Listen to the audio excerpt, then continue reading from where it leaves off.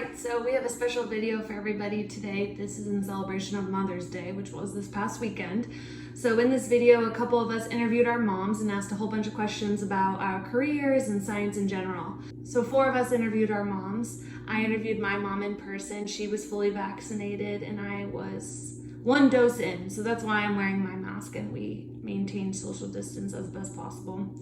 You'll see Mike and his mom, Janann and her mom and her grandma, and Kelly and her mom. There's a lot of really awesome footage and I had to cut a ton. We had hours and hours of video, so hope you enjoy and I hope I captured all the good moments and yeah.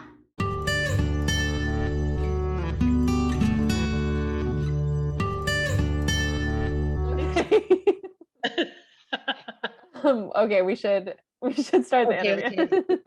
Okay. The first question is, describe what I do for a living and what I study. Well, you study eelgrass in waterways, and well, right now you're not doing that. You're working for the state in all their projects. Well, you study coral reefs and fish and the communication between them. That's your main thing. And you go all around the world doing different kind of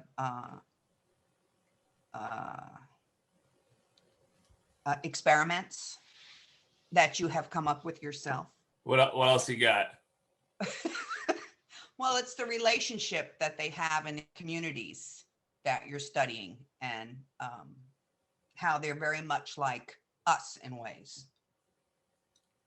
The social network of the fish. Okay. Here's what I think. This is what I think you do. I think that you've combined zoology and parasitology in some kind of cool way. We should be looking more at parasites and not just their hosts. And so I think the way you do this is you go out into kind of jungly areas or under bridges, or like you hang out with the trolls and you Under a bridge. Yes. Okay. And you go inside caves at night.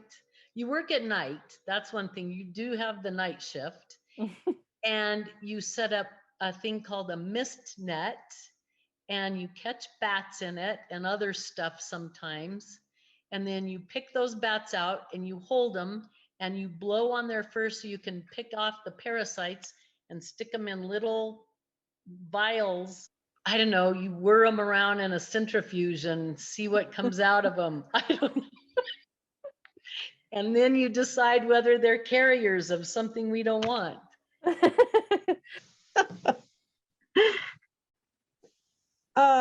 have the career in life that I should have had.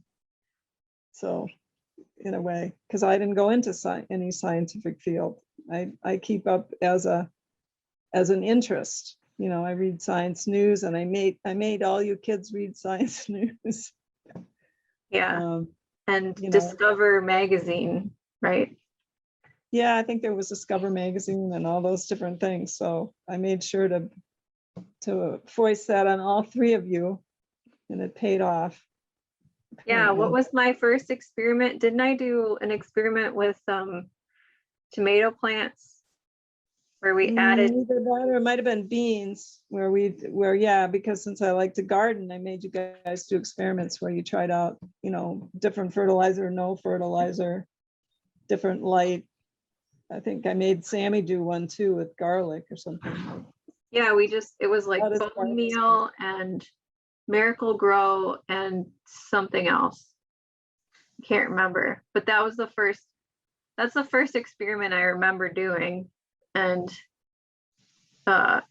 we had like controls even where we didn't add anything. But when I remember that the Miracle Grow one, the plants grew the best with the non-organic fertilizer.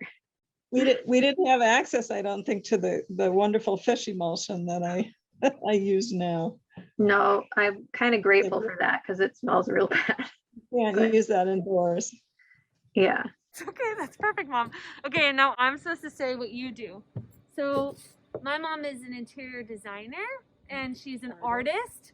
Well, you're not supposed to tell me. So, my mom is an interior designer and an artist, and she paints, she makes jewelry, she does interior design. She's a creative person, and she used to design homes. And yeah, I makes make beautiful I things make like things this. look better. Yeah. Ordinary things look better. Okay. So in your last job, you were an office manager for United Airlines, and you were like an administrative, like a central administrative person. And a lot of the stuff you did was organize trainings for agents that do all of the booking and all the organizing for travel itineraries. But you were primarily centrally organizing trainings and all that, and like booking hotels and travel and all the things that come with that. That's my answer. You are an adapted PE teacher. You are trying to build skills with students who couldn't build those skills in a typical PE setting because typical PE settings aren't made for students with certain disabilities. How wrong was I? No, that was a good answer. It's a very good answer. Yeah. And we're both creative. And I'm not we're- as and we're both artistic, creative, and you are very creative. but I'm not a good kind of artist, but I am sort of artistic Yes, with you my are. drawings, but Yes, just you not are. as not like in a Yes, professional you are. way like Yes, you are. We both were bit by the travel bug. Yeah. You're very good at having fun, and like keeping your Specialty. keeping your friends close. And that's actually a huge part of what makes me do what I do, right? Because I get to meet people that are kindred spirits about the stuff that I care most about. So it's sort of like you make fast friends, you know? And so Yeah, I think that's so important in life. I really do. It's probably one of the most important things family and friends. That's it. I was interested in science as like just playing with frogs and things like that, but and collecting like little tadpoles. tad we didn't call them tadpoles, pollywogs. We collected pollywogs before the 605 freeway was there. We would get them, and then we would have frogs, and we loved frogs. And then we had thousands of frogs, and they were jumping all over the place. And we just, as kids, we loved that. And then they put the 605 freeway in, and then bam, they were gone. But yeah. Perfect. Why didn't you have time to be interested in science? Well, growing up in the 30s and 40s and so on and so forth, I would say that all I knew is I wanted to get off the farm. So anything off the farm was science to me. I think I was when I knew there was such a thing as science. The first time I remember being interested was in 5th grade when our teacher dissected cows' eyes, which we thought was just incredibly gross. But it was also really interesting. So I guess I dated from there. Before that, it was more like being interested in bugs and butterflies and plants and animals, and looking at Grandpa's bug collections that he had to do when he was in college. That were a form of science. All on little pins when they did zoology. So, and then he showed me how to kill butterflies with carbon tetrachloride. That was what they did in college. So I became a collector of butterflies. But no, when I was young, I always was very into like bird watching, which I've kind of gone back to, really into nature and yeah, mainly that kind of stuff. But like in high school, I hated science. Hated it. Thought it was boring. And, I really, because I didn't realize what it all was. And plus our teachers really sucked. So, you know, it was very, it didn't keep me interested. They didn't keep me interested. Growing up, I always thought it was important. It wasn't in. It was important. It was always talked about with respect, and your grandfather was a scientist, basically, and a pathologist, and devoted his life to that. And so I always respected science, and I think, you know, unfortunately it goes in waves. But now there is no way to go with a wave going down. It has to go up because we don't have a chance to redo this. So it has to be taken seriously. Well, I think like just technology alone is pretty insane. You know, like it blows my mind that so much stuff can fit on one little chip. So, I mean, I've seen so many changes that, you know, it's crazy when I think back to how it was, and I can't imagine what it's going to be like in the future. Probably when I was little or younger, way younger, it was just more kind of just describing things, you know, when you're younger. And Like, you mean in class, like when you were learning science in class? sure. But I think, you know, the bigger kind of when you throw in the pop culture kind of component of that question, I'm thinking that, you know, of course, technology has made information so accessible, and it has made the planet an even little smaller marble so that we can, you know, interact with one another. But I also think we have to be really careful to help students, or, you know, just coming through school, learn to be more to think more critically about the information they're getting. Information is at your fingertips, but you have to be discerning about whether or not it's valid and reliable information, and that they have to be really good critical thinkers and be able to extrapolate whether the information is true or not.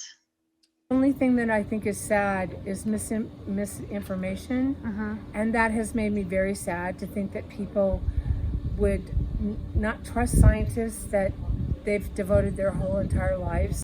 Well, I have learned that science is everything, really. Every part of our life is really science.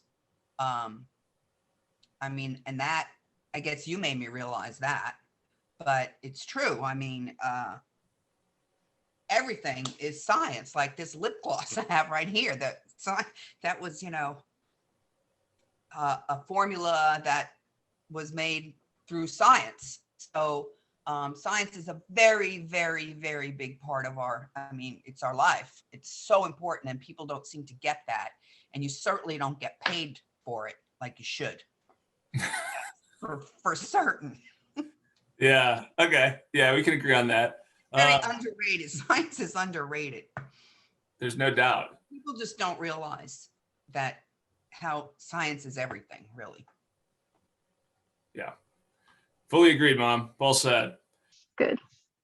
No, go ahead. No, I think the pill was the most life The birth control pill? Yeah, birth control pill.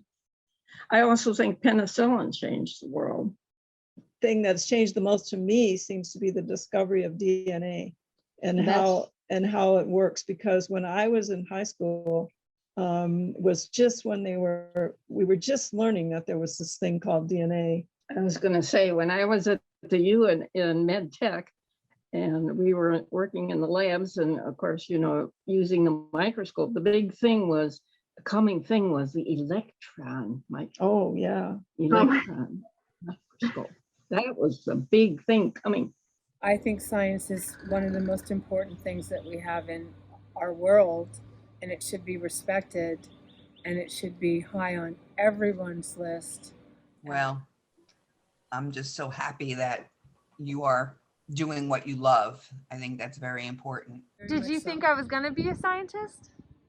I did not. What did you think I was going to be? Well, This I is a thought- story I you thought you like would to be- tell. No, I thought you would well, later on, I thought you would be an MD doctor. Oh yeah. But then at first I thought you were going to be a Las Vegas dancer, but because you liked Not that there's anything wrong with Vegas not that there's dancing. anything wrong with that, because it's certainly, you know, people. More power to you. Yeah, absolutely, and we do need those strong legs and men and women doing that. Yes, absolutely.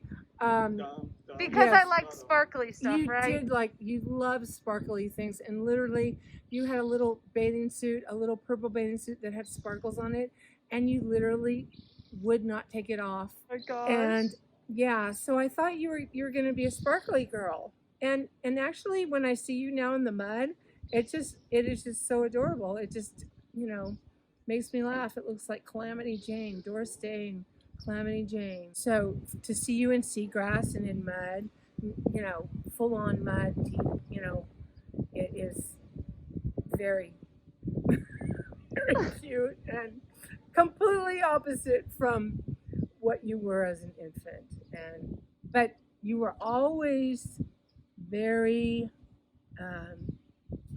philosophical, and so even when you were a child, you would say, "Well, that's not right." You just always knew the right answer. It was very strange. You know. A gifted child, some You- might say. Yeah. You were a gifted child. You were a very gifted Perfect, child. Mama. That was great. I love you. But can I say that you didn't sleep for 9 months? That was a little difficult. Oh, sure. Yeah. Sure. Yeah. All right. Thank you. I love you. I love you too. Perfect. Great scientist. And cut.